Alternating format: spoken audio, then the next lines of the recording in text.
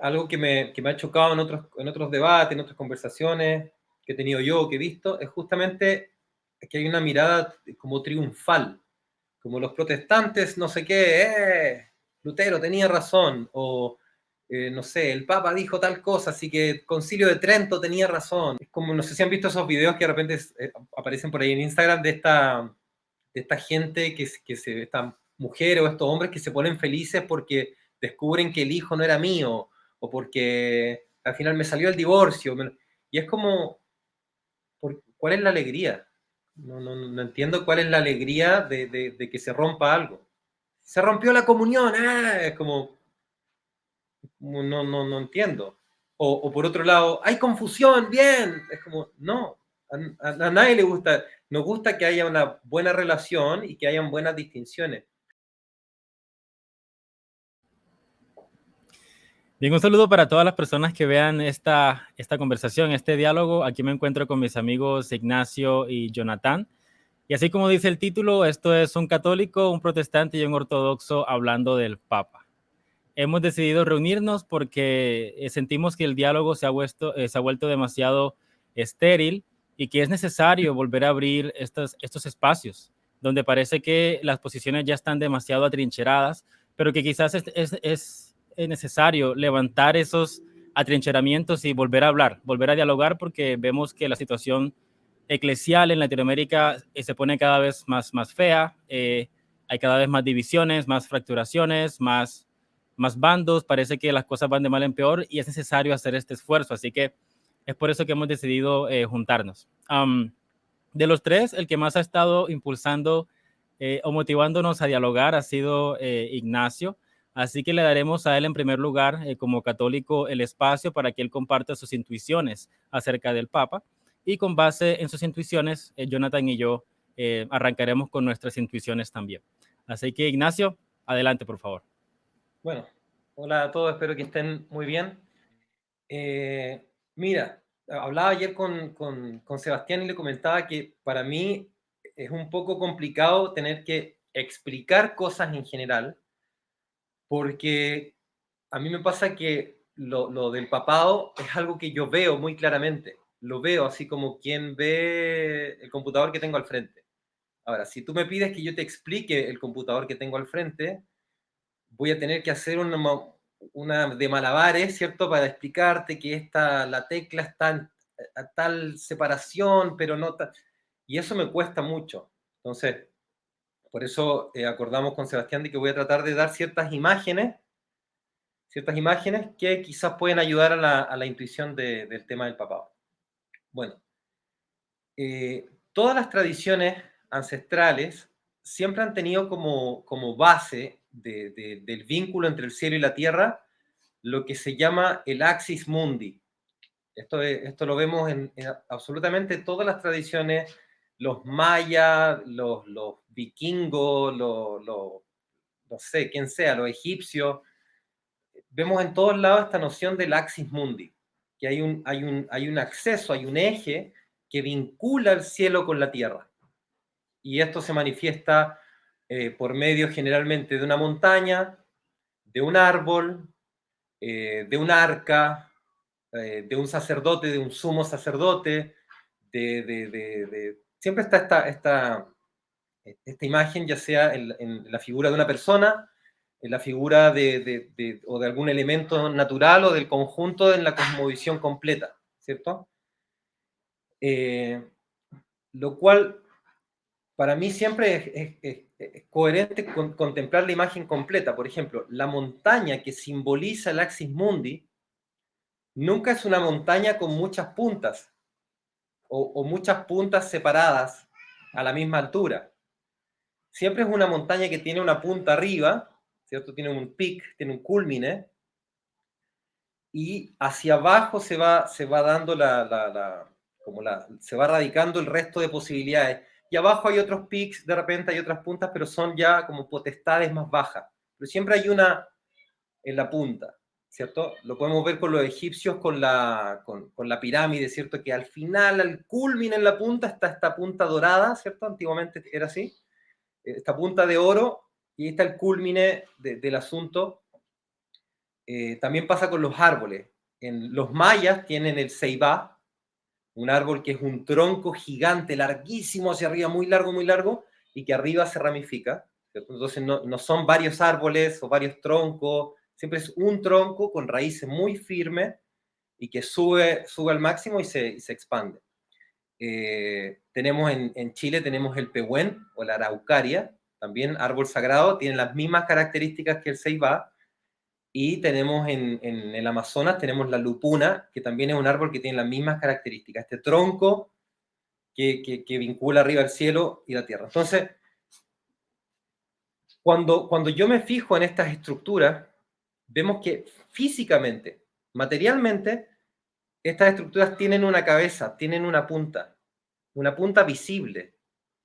No es una punta abstracta. Por ejemplo, si yo pongo varias montañas con varios pics y digo, no, pero están todas tratando de culminar en una punta invisible, y digo, no existe eso. Eso sería como un platonismo, un neoplatonismo.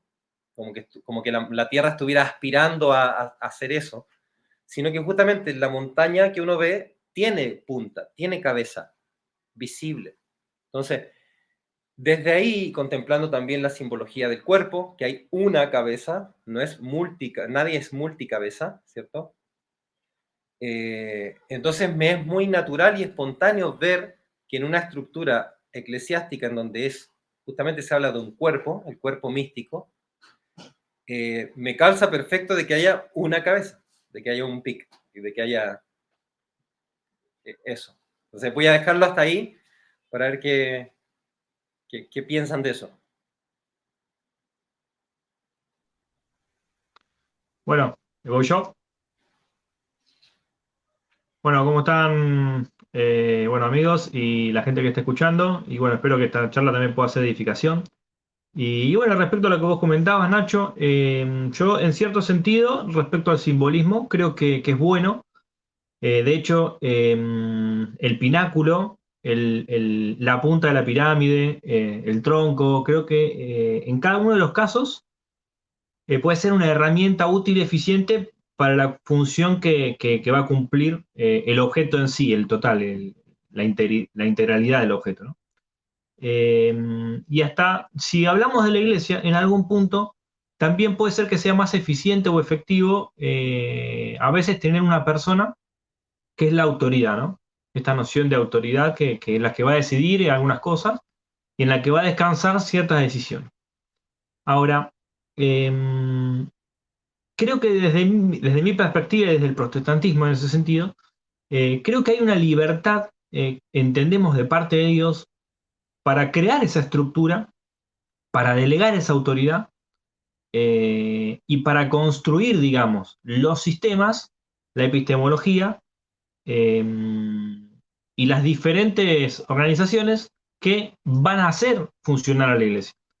Entonces, en ese sentido y en esa libertad, creemos que puede ser, y es bueno a veces, que una persona tome la autoridad y a veces un cuerpo colegiado, y surjan diferentes tipos de organizaciones y autoridades adentro de lo que es para nosotros el cuerpo místico de Jesús, no la iglesia. Entonces, desde nuestra perspectiva, o sea, y protestante, si bien tengo ciertas diferencias con la iglesia católica, y obviamente siendo cristianos somos hermanos con todos los católicos y los protestantes, somos hermanos al fin, y ortodoxos.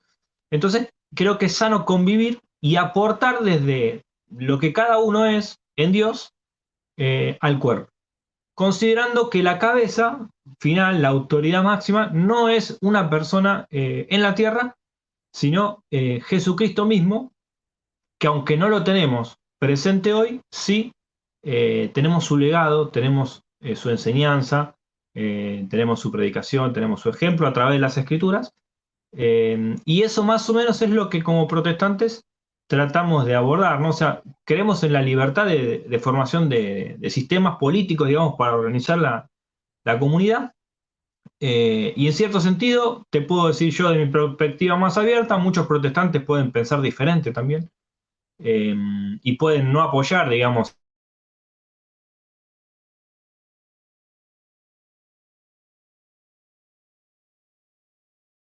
las pirámides. Las pirámides son tres, por ejemplo. Es un ejemplo subjetivo, vamos a decir, pero es lindo retomarlo, porque a veces los simbolismos tienen ese fuelle, ¿no? Entonces son tres pináculos, son tres estructuras, y acá somos tres. Somos la iglesia protestante representada en el discurso que estoy dando, la iglesia católica en el discurso que estás dando vos, Nacho, y la iglesia ortodoxa representada en el discurso que va a dar Seba. Pero bueno, ahí está el punto. Después tenés árboles, como hablábamos el otro día, que no necesariamente tienen un tronco, no necesariamente hay un árbol. Y así multiplicidad de ejemplos que puede haber de simbolismos que, a mi entender, le dan cierta flexibilidad a la interpretación de la idea del árbol, de la idea de la pirámide y de la idea de cualquier estructura o ejemplo que podamos tomar, ¿no? Entonces, desde el protestantismo creemos, digamos, en la libertad y en la construcción de la autoridad desde abajo, digamos. Esa parte la voy a por ahí abordar un poquito después, pero bueno, esa sería la idea, no sé. Si quieres retomar vos, Eva. Sí, bueno, me parece muy, muy buena la manera como Ignacio abre el tema, pues hablando de la montaña, que es un símbolo fundamental en la Biblia, y como lo decía Ignacio, en una gran cantidad de civilizaciones. Yo me considero una persona, y ya lo sé que por el resto de mi vida, por el resto de lo que Dios me permita vivir, seré una persona que impulsará el ecumenismo.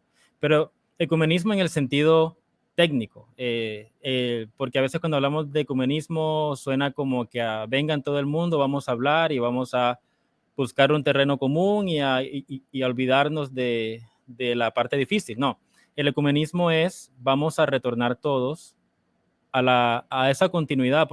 Y muchos hablan de prestarle mucha atención a la iglesia del primer milenio, antes del gran cisma. O sea, que ese sea el tronco de la actividad ecuménica. Ensuciarse las manos revisando esos primeros 1000 años antes del cisma, aunque si bien es cierto que el cisma fue producto de ya muchas tensiones que venían desde siglos atrás o quizás desde el mismo principio de la iglesia, aunque eso es cierto, pues tampoco se puede negar que hasta el año 1000 o por lo menos en el primer milenio había cierta armonía, a pesar de lo caótico, había una unidad en el cuerpo universal o católico de Cristo. Entonces sé que por el resto de mi vida voy a dedicarme a ese esfuerzo ecuménico. Habiendo dicho eso, mi postura ahorita es la siguiente.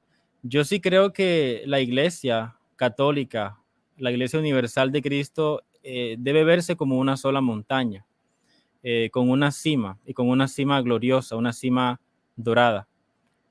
Mi primer planteamiento, mi primer señalamiento a las palabras de Ignacio es que de la misma forma que Ignacio dice que podemos caer en un platonismo por no querer una punta física, por decir que, ok, hay muchas montañas o hay 3 pirámides o hay muchas diferentes ramas y no tenemos que tener una punta que lo unifique todo. Claro, estoy de acuerdo que esa es una posición platónica porque pues Cristo instituyó a los apóstoles y ellos eran el pináculo de la iglesia al principio y luego en la carta del apóstol Pablo, él dice, deleguen a otros líderes y que esos líderes luego deleguen a otros. O sea, nunca se pierde de vista que esa cima debe permanecer y debe preservarse y debe continuarse con el paso de las generaciones. Entonces, yo estoy de acuerdo con que la idea de una iglesia sin una cima física es una aproximación platónica a la iglesia. ¿Con qué no estoy de acuerdo? Con que también puede manifestarse un platonismo cuando, por ejemplo, yo escucho a Ignacio que me habla de esta estructura simbólica, pero luego, ¿qué es lo que yo hago? Yo comparo el ideal con la realidad. O sea, yo me ensucio las manos con la historia de la Iglesia Católica. Yo me ensucio las manos con la historia de la Iglesia Ortodoxa. Yo me ensucio las manos con la historia de la Protestante. Y yo me di cuenta de que por más que es cierto que esa cima de la montaña tiene que estar, porque es la voluntad de nuestro Señor Jesucristo, instituyó a Pedro como pues la cabeza, ¿cierto?, de la iglesia. Por más que eso sea cierto, si yo al ensuciarme las manos veo una descontinuidad entre la voluntad del Señor y la realidad actual de la iglesia, yo tengo que tomar una decisión. Entonces, cuando yo me ensucio las manos con la historia, yo veo esa disparidad, ¿no? entre el modelo arquetípico de Cristo y la situación actual de la iglesia. Y algunos deciden afiliarse al ideal y decir que a pesar de todas las particularidades y a pesar de todas las situaciones caóticas que hay dentro del catolicismo y de la ortodoxia, aún así yo me voy a someter al Papa. Algunos toman esa decisión y yo lo respeto. Mi decisión es, para mí es demasiado grande la disparidad y yo intento no ser idiosincrático. De hecho, aquí puedo traer a colación a San Vicente de Lerins, que él falleció en el año 450, un santo y un monje greco-romano, que él nos dejó un escrito que se llama el Comunitorium, donde él define qué es y qué no es una enseñanza católica, por ejemplo. Y su escrito es universalmente aceptado por católicos y ortodoxos. Y él dice, si hay, si hay un desacuerdo en el cuerpo de Cristo, el primer paso es buscar un decreto de un concilio ecuménico. Si eso no funciona, o si no hay un concilio que resuelva el conflicto que hay, el segundo paso es, entonces, hay que creer lo que todo el mundo cree en cuanto al tema. Y si no hay acuerdo si no todo el mundo cree algo definido en cuanto al tema, entonces dice él, el tercer paso es que si hay demasiado desacuerdo, incluso cisma, que es lo que ha ocurrido, entonces lo que hay que hacer es interrogar cuidadosamente la opinión de los antiguos. Esa es la instrucción de San Vicente de Lerins. Y si yo empiezo a investigar cuidadosamente la opinión de los antiguos y veo que lo que dice el Papa hoy es bastante diferente de mi búsqueda, que puede, no sé, puede ser, puede estar viciada o puede estar sesgada al punto de que no veo cómo el Papa está en lo correcto hoy día, pero si hasta este momento yo veo que mi búsqueda pues cuidadosa de los antiguos genera una disparidad muy grande con lo que el catolicismo considera hoy, entonces desde mi punto de vista, el Papa se ha alejado de la enseñanza de San Vicente de Lerins, de ensuciarse las manos con los antiguos. Entonces, esa es mi posición actual. Yo quisiera que todos fuéramos católicos, yo quisiera que la unidad se diera, pero ese es el momento en el que yo me encuentro actualmente. Retomo yo. Mira, dos cosas para poder ir respondiendo a las dos posturas. Cuando yo hablo de símbolo, por eso partí con la noción del axis mundi.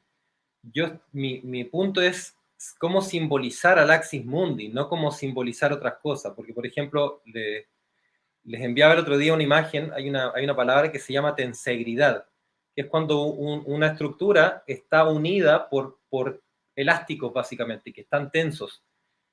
Y eso le da integralidad a la cosa. En esa estructura no hay cabeza, sino que hay varios puntos y hay varias tensiones y se mantiene unido como una sola cosa en base a esas múltiples tensiones. Y yo digo, ok, está súper bien esa estructura, pero esa estructura no simboliza el axis mundi, simboliza integralidad, pero no simboliza axis mundi. El axis mundi siempre se simbolizó por una montaña, un árbol, ¿cierto? Y esta línea horizontal que está en el espacio temporal, que es donde vivimos nosotros. Y abajo está la serpiente y toda esa figura que se repite en muchas culturas. Entonces, en ese sentido, las tres pirámides, vemos que cada pirámide simboliza el axis mundi y en la totalidad de las tres, la de al medio es la más grande. Entonces, esa simboliza el axis mundi, no las tres. Las otras dos participan de esa que tiene una primacía, participan de esa estructura, pero no son la que tiene esa cualidad. Entonces, eso como para darle un poco la respuesta a Jonathan de por qué no, o sea, sigue el simbolismo ahí no se conjuga porque no se está simbolizando el axis mundi, el vínculo entre el cielo y la tierra. Y por otro lado, ocurren varias cosas, y aquí es donde me cuesta querer entrar dentro de los temas más técnicos del tema del papado y todo eso, porque hay un malentendido profundo, muy, muy profundo, de lo que significa la infalibilidad papal, ¿cierto? De en qué el Papa se puede equivocar y en qué no, en qué cosas lo que él dice finalmente es una autoridad que hay que seguir y en qué cosas no. Y ante eso, generalmente, esto lo he visto tanto ortodoxos que hablan de ortodoxos y protestantes que hablan de papólatras y papistas y no sé qué más, todos esos términos derogatorios y peyorativos de lo que es seguir al papado. Y lo cierto es que hay distinciones. Yo puedo entender que pastoralmente, o sea, en cómo yo prudencialmente opero, y en ese sentido, el Papa no es infalible. No tiene infalibilidad en ese sentido. Entonces, por más que tenga la autoridad para hacerlo, ¿cierto? Para decir, mira, pastoralmente, hoy en día vamos a hacer en la liturgia, la vamos a celebrar así, porque estamos tratando de que se acerquen más protestantes a la iglesia, por ejemplo. Y uno dice, bueno, lo seguiremos porque tiene autoridad, pero lo que está haciendo yo creo que se está equivocando, y eso puede ser cierto, porque él no tiene infalibilidad en su pastoral, no tiene tampoco infalibilidad en su juicio. Entonces, todas esas cosas son caricaturas que se han hecho del Vaticano I, ¿cierto? Cuando se declara este dogma, esta doctrina de la infalibilidad papal, cuando lo que se está defendiendo en la infalibilidad papal es la infalibilidad de Dios.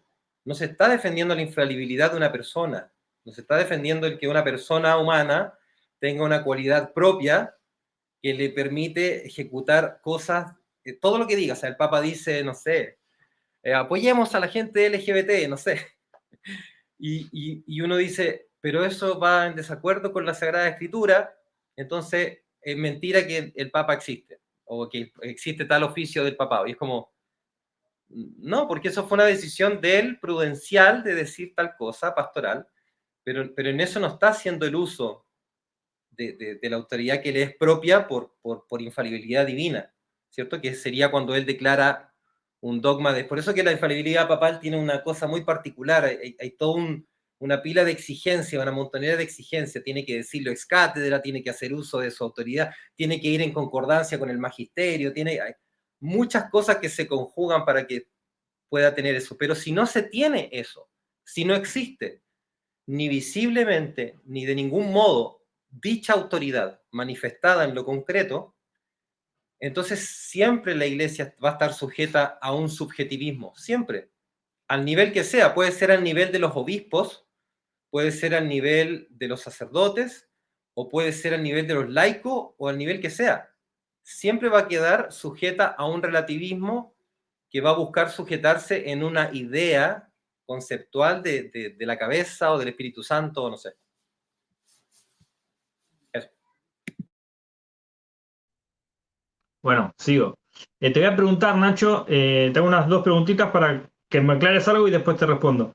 Cuando hablas de la infalibilidad, ¿hay un momento específico, creo que no sé si son 2 o 3 las veces que el Papa fue infalible, digamos, en términos, digamos, doctrinal que aplicó esa infalibilidad? Explícame eso y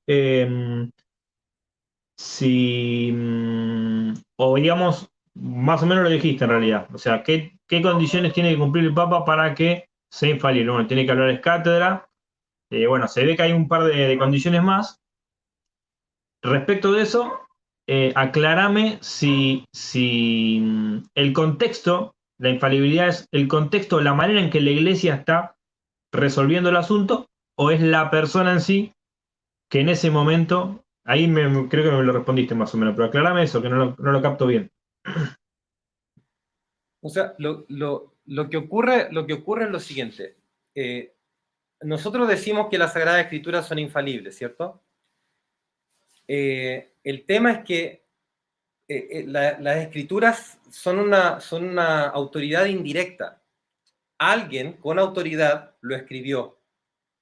Alguien con autoridad directa lo traspasó al papel para que éste tenga una autoridad indirecta. Esa autoridad directa, para poder escribir, es la que tuvieron los evangelistas, ¿cierto? Todos los que escribieron. Ahora, hay una autoridad directa que también puede interpretar, transmitir. El texto por sí solo no puede hacer eso, porque hay una manera en que se va a interpretar la palabra, lo que dice, etc. Entonces, esa autoridad, obviamente, no es una autoridad que tiene San Mateo, por ejemplo. No es una autoridad que tiene San Lucas, propia de él, sino que es una autoridad que brota de Dios, pero Dios se usa y le dota a San Mateo con su autoridad divina para poder escribir infaliblemente. ¿Cierto? Entonces, esta cualidad de infalibilidad que tiene Dios, Él la transmite, la dota a cierta gente para poder hacer ciertas cosas. Escribir, en el caso de los evangelistas, y declarar dogmáticamente, en el caso de los concilios, en el caso del Papa, en sus declaraciones infalibles, etc. Entonces, así es un poco como funciona. ¿Por qué uno habla de infalibilidad sin decir que la criatura como criatura es infalible, sino que la criatura es dotada de la infalibilidad de Dios para poder ejercer ese oficio? Si no, ese oficio queda como al aire, ¿cierto? Que ahí que lo interprete a ver como sea quien sea. Ahora lo que me decías, las exigencias que hay, yo no soy ni canonista ni ninguna de esas cosas, así que no tengo el conocimiento técnico. Estaba buscando, hay un libro que tengo que lo explica muy, muy bellamente, que hace una crítica, de hecho va diciendo, dicen que el Papa no es infalible porque él se equivoca cuando da su opinión. Y dice, bueno, nunca se ha dicho que la opinión del Papa es infalible. Entonces, hay un montón de cosas que no hay infalibilidad, y justamente son pocas las veces que el Papa ha declarado algo de manera infalible. La Inmaculada Concepción, por ejemplo. La Inmaculada Concepción es algo que fue declarado y que se tiene que creer para poder ser parte de la Iglesia. Si yo no creo en eso, entonces no puedo ser parte de la Iglesia Universal, porque es un dogma de fe declarado infaliblemente por el Papa. Y ahí ya se entra en otras conversaciones, ¿cierto? Se entra en conversaciones pero el tema, yo no quiero entrar tanto en eso, sino que es la estructura en sí del Axis Mundi manifestado en lo terreno, en una realidad que es ilemórfica. Nuestra realidad no es platónica, es ilemórfica, es la unión del cielo y la tierra. Entonces, ¿cómo uno puede justificar que no exista eso? Que el cuerpo de Cristo no tenga cabeza, que su cabeza sea solamente Cristo más allá, pero que en lo concreto Cristo no tenga cabeza terrena. Bueno, gracias Nacho. Bueno, varias cosas. Una, respecto a esto de lo último que decís, de la concepción de que en el protestantismo, digamos, quizás no se visualiza una cabeza, digamos, terrenalmente, pero nosotros consideramos que, digamos, que el Axis Mundi es Cristo, es la cruz de Cristo en la cima de la montaña, por ejemplo, no ponerle, ¿no?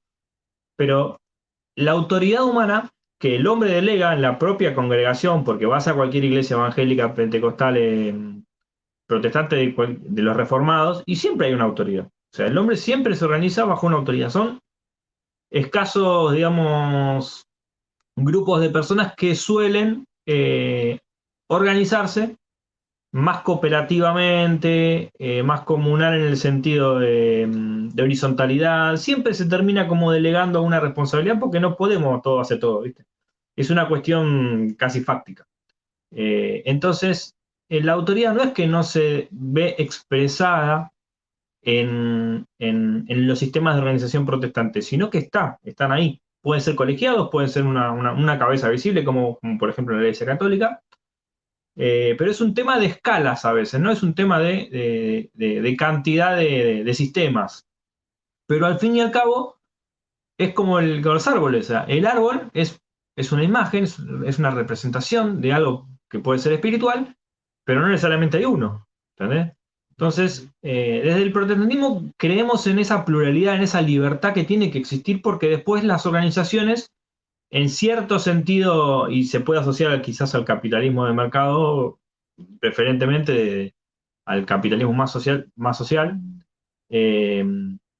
una competencia entre los sistemas en los que puedo aprender del otro sistema y el otro sistema puede aprender del mío. Así como yo puedo aprender de una persona y otra persona puede aprender de mí. Entonces no es que no hay una expresión del concepto de autoridad en el protestantismo, sino que se manifiesta como en la realidad se manifiestan los diferentes símbolos y las diferentes formas del símbolo. Pero en cuanto a la infalibilidad, me parece que en el catolicismo, y por ahí me meto un poquito en esto porque como nosotros somos de mirar desde abajo hacia arriba y construimos la autoridad de abajo hacia arriba, si bien entendemos como, bueno, vos vas a repetir muchas veces que la autoridad viene de arriba, ¿no? Como bien dice Jesús ante Pilato, ¿no? Ninguna autoridad te fuera dada, ninguna autoridad tendría si no te fuera dada al cielo. Entonces entendemos que el cielo es nuestra justificación para la autoridad filosófica, ¿no? Espiritual. Pero la construimos desde abajo y la delegamos hacia arriba. Entonces, en ese sentido, me parece que la infalibilidad papal, y me meto por ahí en los temas más candentes de abajo porque son como la pirámide, y si yo le saco todos los ladrillitos a la pirámide de abajo, la pirámide se puede caer. Entonces, lo que sostiene el pináculo de la montaña, el pináculo de la pirámide, son todos los ladrillos que están abajo. Y en ese sentido, me parece que hay que meterse a veces a analizar, a ver los bloques que están abajo, a ver cómo son, si están bien puestos, porque puede ser que la estructura sea débil. Entonces, ahí me meto quiero meterme un poquito en esos detalles, ¿no? En la infalibilidad. A mí me parece que en la infalibilidad que estás describiendo, me parece más un método que socialmente y organizacionalmente se aplica para llegar a conclusiones que nos permitan después ser aplicadas y poder concluir los fines que tenemos, los propósitos que tenemos. Pero no necesariamente, no veo por qué aplicarle la infalibilidad. Es decir, el que yo tenga que estar completamente seguro que en ese momento, bajo X condiciones, sean muchas o pocas, esa verdad va a ser absoluta.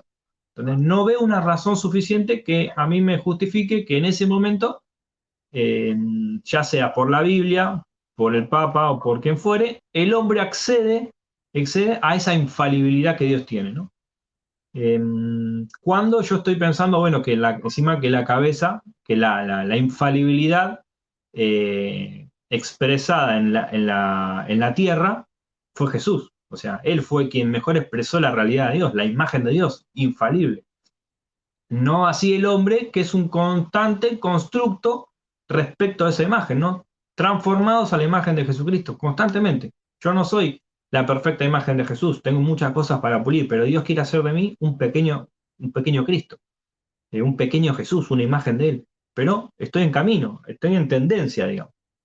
Entonces veo ese problema ahí.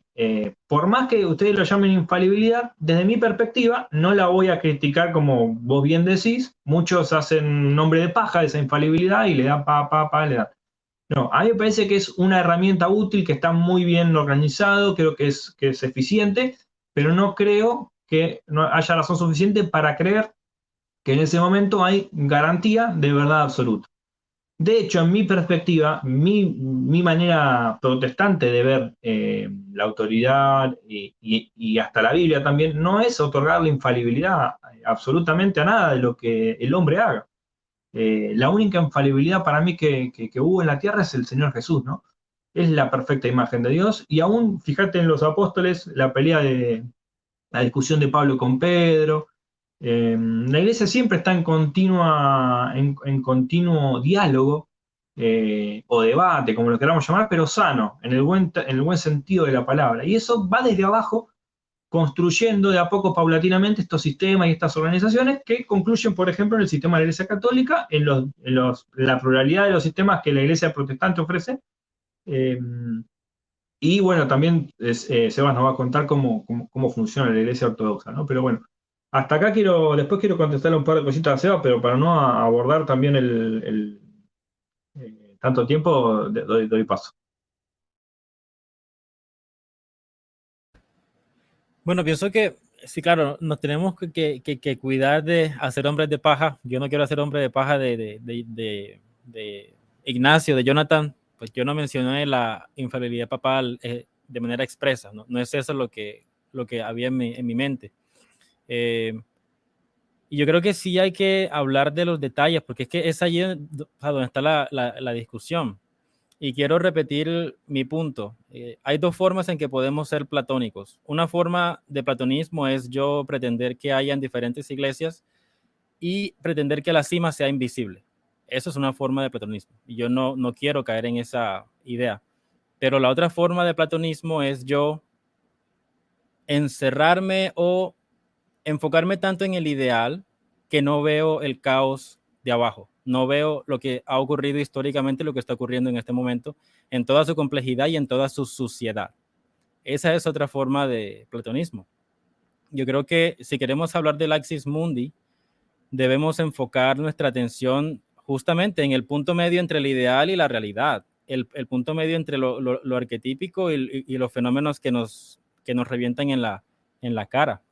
Y creo que es ahí donde hay que enfocar la atención y avanzar el diálogo.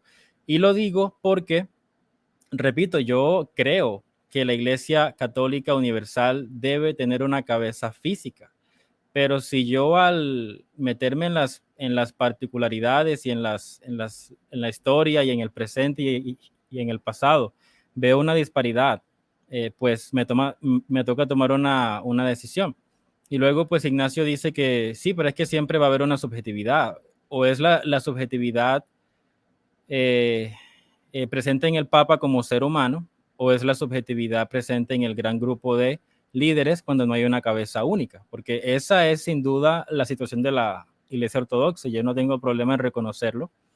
Me genera incomodidad cuando escucho que hay tantas cabezas y yo quisiera que no fuera así. Yo quisiera que hubiera una sola cabeza dentro de la ortodoxa y que esa cabeza fuera el asiento romano y que todos volviéramos a ser una sola iglesia universal. Ese es mi anhelo y me incomoda la situación. Sin embargo, mi posición es que la cabeza de la Iglesia Católica Universal, el asiento romano, se ha desviado. Y cuando eso ocurre, la gran pregunta es eso posible? ¿Es eso imposible? Y bueno, podemos hablar, por ejemplo, del Papa Honorius I, que fue declarado hereje, que más adelante pues el catolicismo quiso decir que realmente el Papa Honorius I, él no suscribió a la herejía, sino que él solamente fue declarado hereje porque no supo acabar con la herejía, pero que realmente él no suscribió a la herejía. Pero si uno lee las cartas, o sea, de nuevo, si uno se ensucia las manos y lee las cartas del Papa Honorius I, él suscribió a la herejía y fue declarado hereje por un concilio. Entonces, es esa idea de que el Papa no puede fallar cuando enseña ex cátedra, yo no lo veo en la historia. Yo no veo eso en la historia. Y por lo tanto, yo soy más de hacerle caso al santo y monje San Vicente, de que cuando no hay acuerdo y hay un cisma y no hay una cabeza que nos unifique a todos y parece que la cabeza se ha desviado, lo que hay que hacer es volver a los antiguos, con un espíritu humilde, volver a los antiguos y a partir de allí, simbólicamente hablando, en mi opinión, cuando una cabeza se desvía, lo que hay que hacer es volver a la parábola de Cristo, de meter las manos en la tierra, buscar la perla preciosa y a partir de esa perla que estaba perdida, volver a construir o volver a elevar esa pirámide. Eso es lo que yo pienso que hay que hacer. La perla preciosa yo creo que está extraviada y hay que meterse en la tierra para volver a encontrarla y que pues a partir de ahí, como una semilla, el árbol vuelva a crecer. No que nosotros lo vamos a elevar. Yo tampoco suscribo a esa idea de que somos nosotros los que elevamos el árbol, sino que es una semilla, una perla de gran precio y es ella, por su gran componente celestial, que cuando es sembrada crece y nosotros nos hacemos a las ramas de la semilla. Entonces, esa es mi posición. Y por último, yo creo que la Iglesia Ortodoxa tiene un montón de problemas y yo hablaba con el sacerdote y él me decía, Sebastián, al hacerte ortodoxo vas a heredar un montón de problemas que tiene la Iglesia Ortodoxa. Y él me empezó a contar un montón de cosas y yo dije, bueno, esto es inevitable, cualquiera sea la iglesia a la que uno se una, siempre uno va a heredar problemas que no eran nuestros. Los protestantes tienen un montón de problemas que tienen que heredar, igual los católicos, igual los ortodoxos. Pero en mi caso, yo creo que la ortodoxia, por su énfasis en lo ecuménico, por su énfasis en siempre revisar los antiguos, por su énfasis en siempre preservar todo ese cuerpo, ese cuerpo conciliar que no solamente es después del año 1000, sino que es un cuerpo conciliar que debe uno someterse a él desde el principio, creo que ha preservado más, sin ánimos de sonar victorioso para nada. Ya mencioné que hay un montón de problemas, sin ánimos de sonar triunfalista, doliéndome yo mismo por la falta de unidad. Aún así creo que la ortodoxia ha preservado mejor el misterio y la perla de gran precio. Es mi opinión. Bueno, me gusta el ritmo que llevamos con esta conversación. Agradezco mucho esa calma. Mira, voy a leerte, encontré el texto. Esto es de una instrucción pastoral que dieron los obispos suizos en 1871. Dicen: el Papa no es infalible ni como hombre, ni como sabio, ni como sacerdote, ni como obispo, ni como príncipe temporal, ni como juez, ni como legislador. No es infalible ni impecable en su vida y en su conducta, en sus miras políticas, ni en sus relaciones con los príncipes, ni aún en el gobierno de la Iglesia. Lo es única y exclusivamente cuando en su cualidad de doctor supremo de la Iglesia pronuncia en materia de fe o de costumbres una decisión que debe ser aceptada y tenida como obligatoria por todos los fieles. Entonces, es importante hacer esta distinción porque en eso Honorio primero no cae, porque nunca declaró nada que teníamos que seguir todo como regla de fe para toda la iglesia, o si no estábamos fuera de la iglesia. Ahora, algo que es importante traer, porque lo escucho de los dos.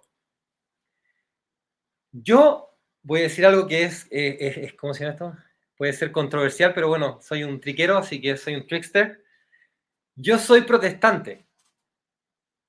Soy un feliz protestante. Pero soy un protestante como San Francisco, no creyéndome un santo. Soy un protestante sin romper el principio de autoridad. Soy un protestante que se arrodilla frente al Papa. Entonces, San Francisco de Asís, en su tiempo, que es un tiempo en donde la iglesia justamente tenía todo esto que el protestante critica, porque el protestante cree que esto pasaba solamente en el 1000, esos son mis...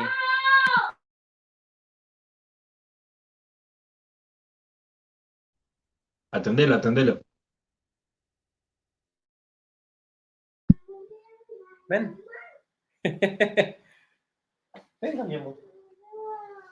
Quiere a la mamá, así que no va a tomar en cuenta papá. Los errores y todas estas cosas que vio la iglesia, los protestantes, cuando estaba la iglesia ahí con su falla, no son cosas que han estado ausentes de la iglesia, son cosas que siempre han estado. Entonces, si a ti te pasan una tiara papal como ser humano, es muy fácil que se te suma lo humo a la cabeza y te empieza a comportar de una manera horrible, en donde no imites a Cristo en nada. Eso es muy probable que le pase a cualquier ser humano, ¿cierto? Entonces, San Francisco, que estos problemas existían en esa época, él, cuando quería hacer una orden dentro de, que es una cualidad que tiene la Iglesia Católica, de poder tener una especie de protestantismo dentro de la Iglesia, sin salirse de la Iglesia, es el tema de las órdenes, algo que no tienen los ortodoxos, por ejemplo. Y es que dentro de la Iglesia uno puede vivir un carisma particular, por ejemplo, la pobreza, ¿cierto? Entonces San Francisco decide, por una contemplación particular, etcétera, de vivir como Cristo, o sea, vivir pobre, vivir toda esta vida así muy, muy pobre, y él cuando quiere formar su orden, él va donde el Papa, ¿cierto? Va a él vestido así, con su harapo que lo tenía todo roto y que cuando se le iba rompiendo una parte la volvía a coser y así se vestía. y va y se arrodilla ante el Papa, ¿cierto? Va y pide su permiso, y pide de su autoridad que por favor le dé permiso para hacer esto. Entonces, en ese gesto, está protestando, está diciendo, oye, vivamos como Cristo, o sea, estamos proclamando el Evangelio, vivamos así, ¿no? Se lo está mostrando, le está diciendo, mire cómo yo puedo vivir, cómo se puede hacer el asunto. Y el Papa, estando ahí parado arriba en su trono, chuta, dice, ok, este frailecito me viene a enseñar cómo hay que ser cristiano, así que, bueno, y en eso le da su permiso para hacer su orden y para vivir así, de ese modo, pero no se pierde la autoridad. Entonces, el protestar no es un problema, porque justamente, como dice Jonathan, la pirámide necesita de las partes de abajo, y si la parte de arriba no se preocupa de la parte de abajo, se va a desmoronar y se va a caer la pirámide completa, ¿cierto? Entonces, justamente la dinámica ecuménica del cuerpo completo tiene que ser de arriba hacia abajo, de abajo hacia arriba. El problema es cuando sacamos el arriba. O sea, yo, que es mi crítica, por ejemplo, bueno, hacia los dos lados, pero en el caso de la ortodoxia, ¿cierto? Que dice Sebastián, que está esta postura de que creo que ha conservado mejor el misterio, etcétera, pues del cuerpo conciliar, pero ha mantenido un cuerpo conciliar sin cabeza. Entonces, no sé si eso es mantener mejor el misterio. Entonces, yo creo que lo que ha pasado y por qué es tan dañino lo que ha pasado en general, en la totalidad, así como de una manera escatológica, de que el Oriente se separe de la Iglesia romana, que los protestantes se separen de la Iglesia romana, es que justamente cosas que son buenas,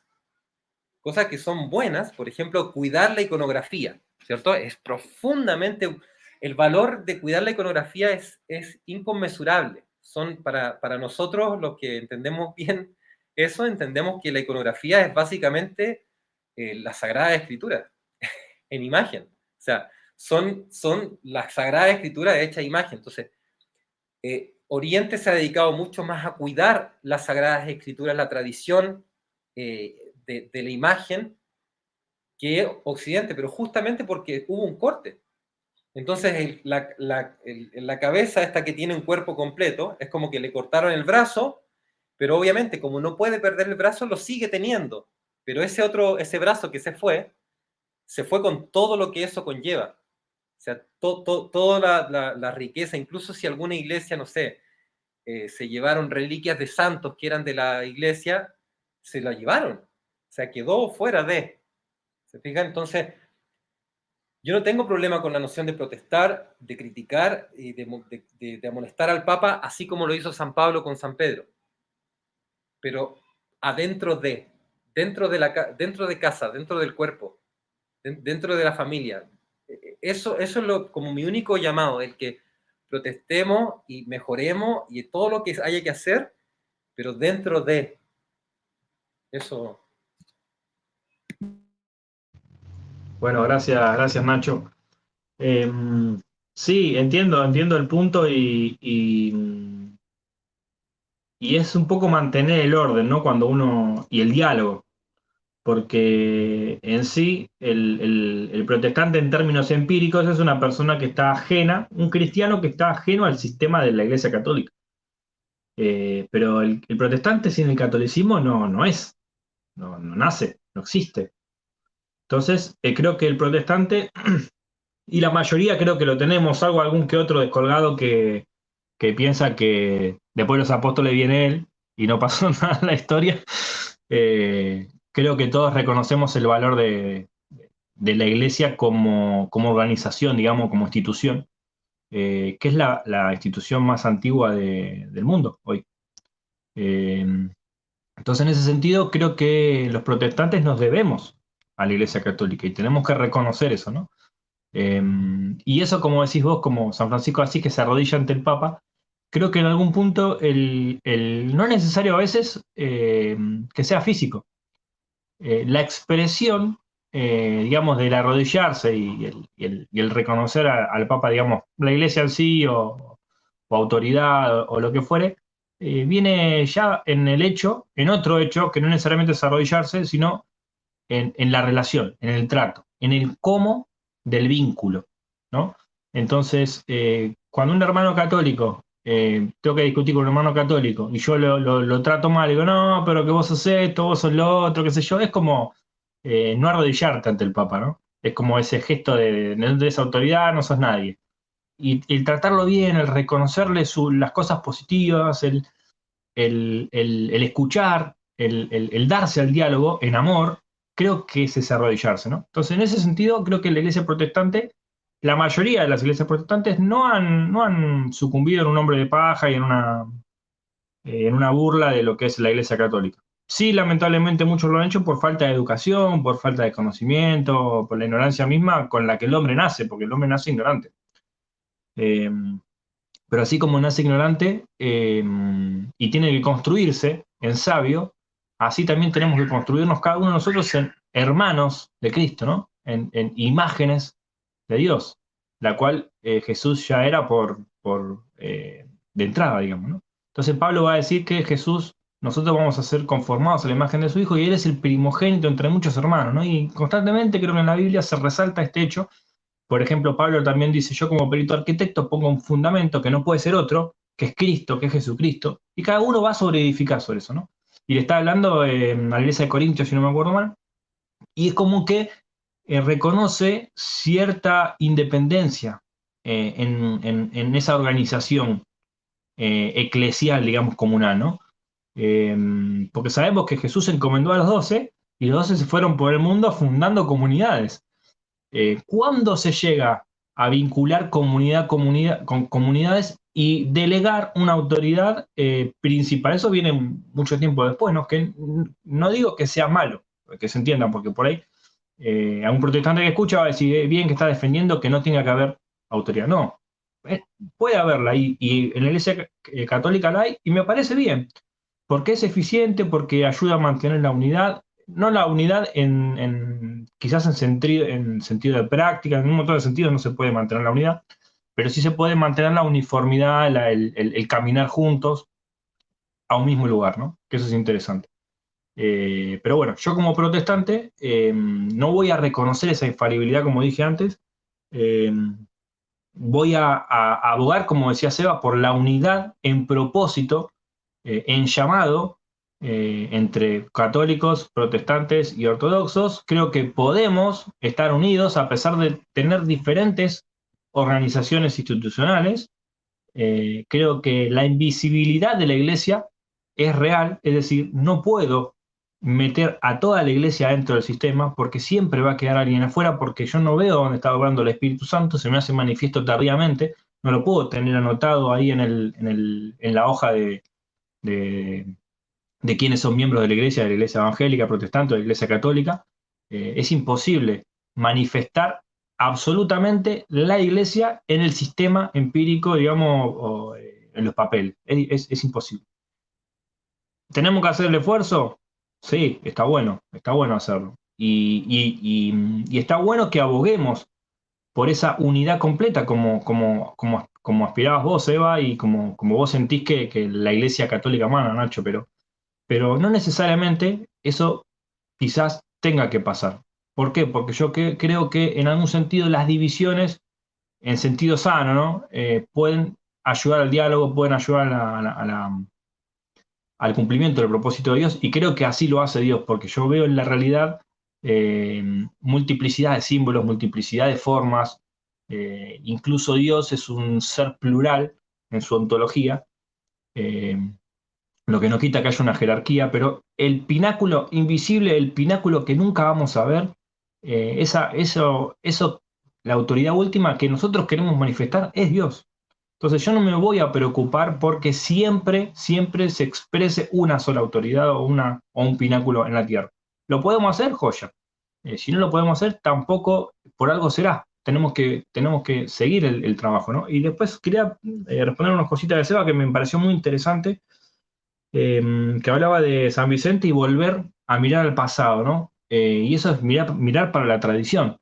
A ver, lo que me pasa con eso es que es muy útil volver a los principios, volver a la escritura, que es lo más tangible que tenemos de la tradición a largo plazo, digamos, mirando para atrás, a lo lejos, y ver en la iglesia primitiva, ver esta pluralidad de comunidades, ver esta falta como dice Jesús en Mateo 20, o 27, no me acuerdo, cuando dice, vieron que los gobernantes se enseñorean de las naciones, y los que son grandes ejercen sobre ella potestad. Bueno, entre ustedes no va a ser así, sino que el que quiera ser mayor entre ustedes será su servidor.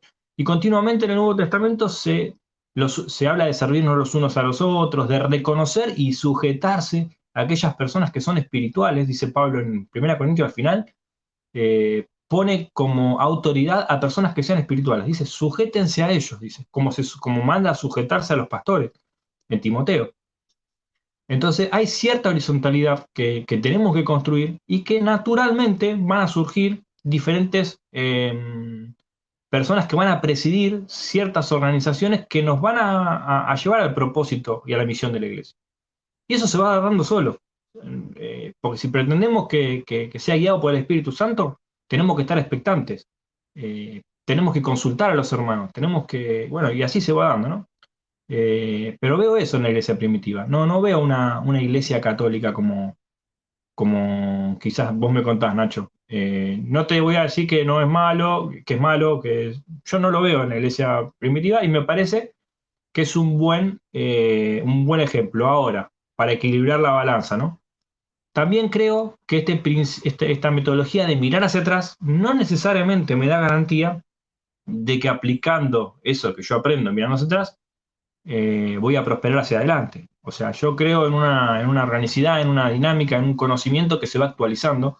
Cuando vos me hablas de infalibilidad, Nacho, yo entiendo que es una verdad útil para hoy, para el momento. Es más, que la podría catalogar en mi mente hasta como palabra de Dios para hoy, pero no necesariamente eso va a ser así mañana, porque el conocimiento en el ser humano, como dice Popper, es provisional. Entonces puede ser que mañana surja otra cosa que nos arroje más luz, una experiencia que nos ayude a entender ciertas cosas de la realidad que antes no entendíamos. Y cierro para no tomarme todo el tiempo yo. Un ejemplo de esto. Cuando uno construye una carretera hoy, hace muchos años atrás no le habían pintado las líneas, las guías de los carriles. Y la gente había muchos accidentes. Después descubrieron que pintando la línea de los carriles, los accidentes bajaban. Después descubrieron que si ponían determinadas cosas, los accidentes bajaban. Y así van bajando, ¿no? Pero el primero que empezó a construir una carretera para un auto, no pensó en las miles de personas que iban a morir en esa carretera. Y por el producto de esa persona murieron un montón de personas. Ahora, hoy un ingeniero que construye una carretera tiene un porcentaje, gracias a la experiencia de todos los que han construido carreteras en el mundo, de cuántas personas van a morir si haces una carretera de determinado tipo. Y si en esa carretera de determinado tipo, porque no se puede hacer de otra manera, van a morir X cantidad de personas, subjetivamente nosotros decimos, che, van a morir 1000. ¿Vale la pena hacer esa carretera por 1000 personas que van a morir? Entonces, nos estamos poniendo en la posición de Dios ahí en ese momento. Y en la arquitectura lo que pasa también es que hay obras de arquitectos que son muy complejas y se estima que va a morir gente en esas obras. Entonces, ¿vale la pena hacer una obra sabiendo que van a morir determinadas personas? Es algo muy fuerte. Pero las obras se hacen igual, las carreteras se siguen haciendo. Y seguimos haciendo cosas, pero al mismo tiempo seguimos intentando tener ciertos cuidados que nos ayudan no nos garantizan que no va a haber muertos, pero sí nos ayudan a que esa tendencia disminuya. Entonces, con el conocimiento y con los axiomas que el Papa esgrime, con la doctrina y el dogma que se va construyendo, pasa exactamente lo mismo. Nosotros estamos caminando hacia adelante, estamos construyendo. A medida que más construimos, tenemos la experiencia del pasado que nos arroja luz sobre las cosas que nos van a pasar ahora y nos pueden ayudar a cambiar ciertas cosas que van a ser para mejor. Entonces yo desde la teología, la Biblia, todo lo que pueda abordar desde lo espiritual lo voy a mirar así, como algo orgánico, algo que viene en el tiempo y que el Espíritu Santo nos va marcando, digamos, aunque es verdad que es subjetivo y hay mucha subjetividad en esta mirada. También te puedo decir que se puede construir de abajo desde las subjetividades, llegar a acuerdos, implementarlos, que es lo que le hace la Iglesia Católica, pero no necesariamente yo por eso voy a adosarle la infalibilidad, ¿no? Pero bueno, creo que tenemos que seguir en este camino. Quizás cada uno por su carretera, pero construyendo juntos.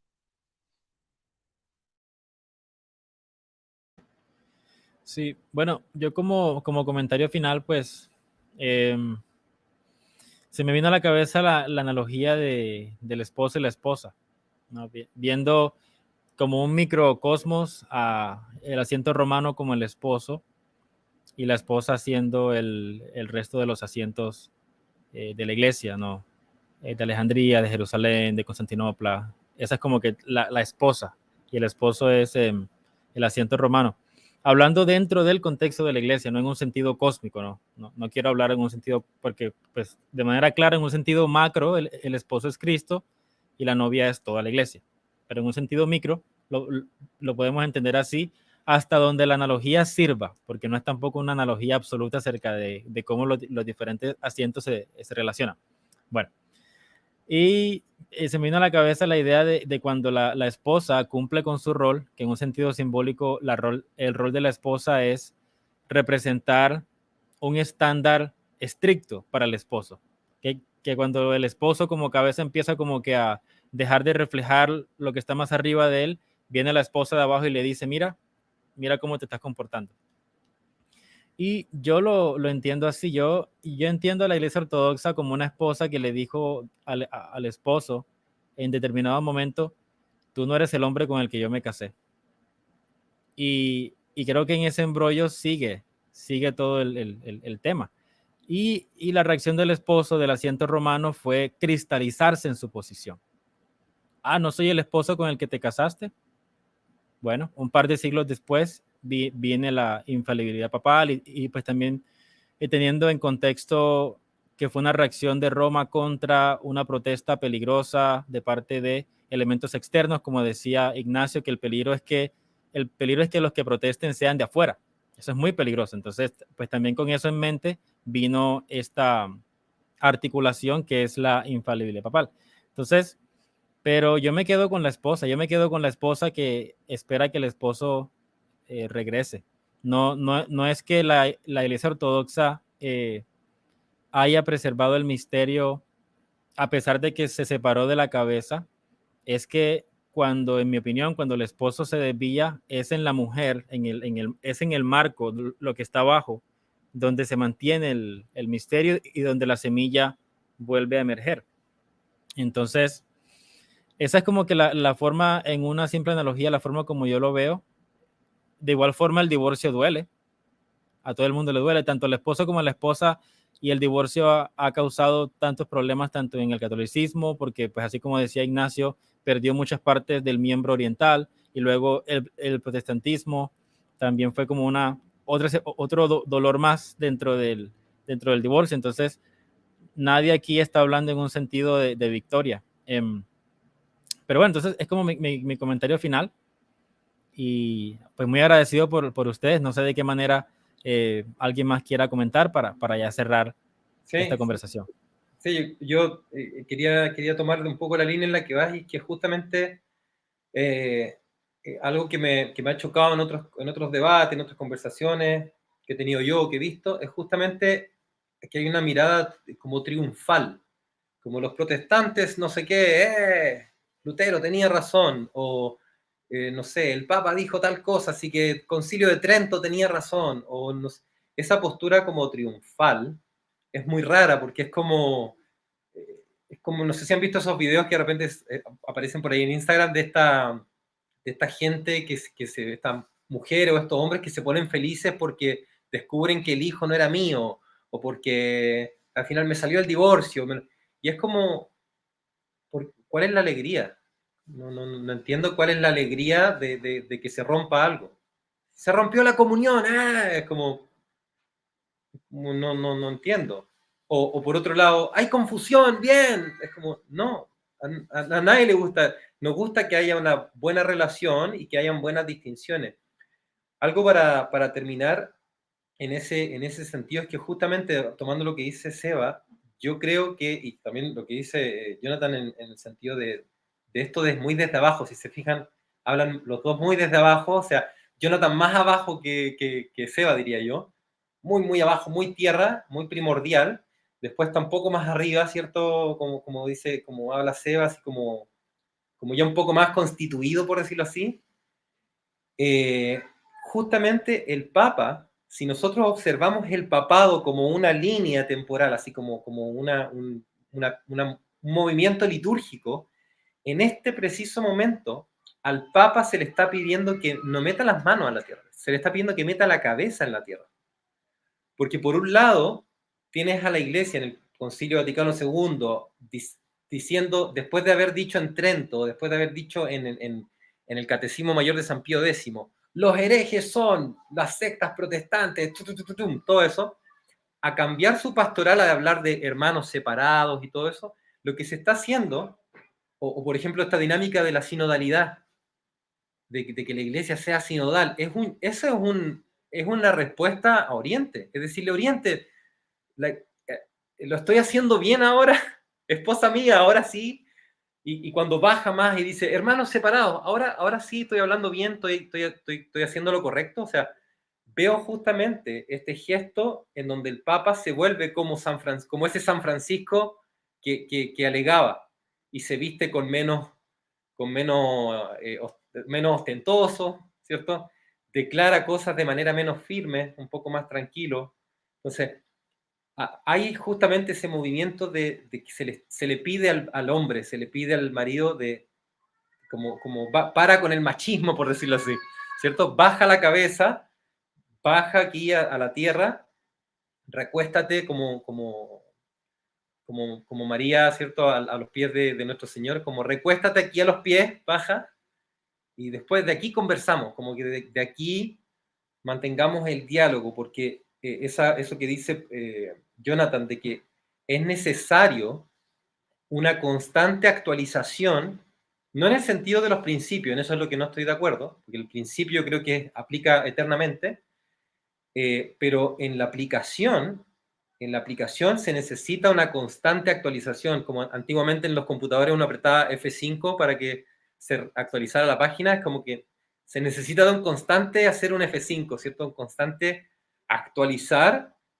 para que la cohesión no se rompa, porque generalmente la cohesión se rompe por un problema de diálogo, no por un problema de principios, porque si los principios los podemos dialogar bien y nos damos cuenta que no estamos hablando de cosas distintas, nos llevamos bien, ¿cierto? Si desde el filioque latino puedo preservar la monarquía del padre y lo puedo explicar bien, bien, ok, no rompiste la ortodoxia, estamos bien, está todo tranquilo.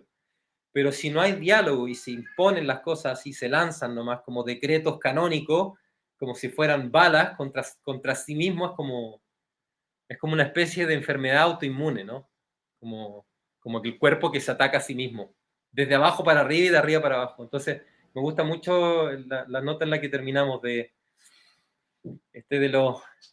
los esposos, de que estamos nosotros como hijos proclamándole a los esposos que se vuelvan a juntar. Como me da pena, de hecho, porque es como, sí. Me da pena, en español pena, en chileno pena es tristeza, porque justamente es como eso, eso es lo que motiva. Estoy cansado de los padres separados, estoy cansado de tanta destrucción y tanta desunión. Entonces, me gusta lo que dijiste, Seba, porque es eso. Y yo creo que en eso me uno a ustedes, en el que yo creo que ese va a ser mi propósito en mi vida, de ser ecuménico en el sentido correcto, en el buscar que se junten los esposos, pero que no deje el esposo de ser esposo ni la esposa de ser esposa. O sea, en ese sentido hay un orden. Pero, de acuerdo. Pero sí. Bueno, me encanta el tono en el que terminamos. Gracias, Jonathan e Ignacio. La verdad fue para mí un milagro esta conversación. La manera como se desarrolló y la manera como termina. A los dos, gracias por su sensibilidad y que sea la primera de varias, ¿no? De aquí podemos retomar la segunda y pues seguir avanzando a ver si alguien más se une, se inspira y desea ser parte del diálogo.